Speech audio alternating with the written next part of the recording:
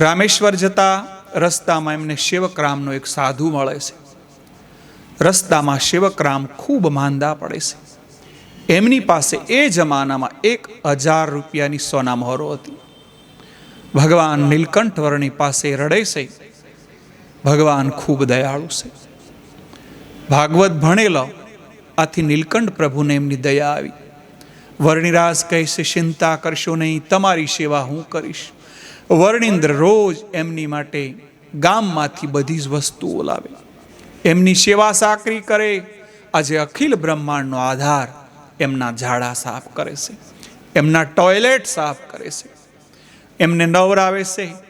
પરંતુ પ્રભુને ક્યારેય પૂછતો નથી તમે જેમાં.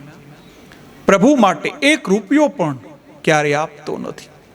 વર્ણિન્દ્ર પાસે 1 મણનો ભાર પણ ઉપડાવે. પ્રભુએ એમની ખૂબ સેવા કરી. 2 માસ સુધી નિરંતર સેવા કરી એને સ્વસ્થ થયો.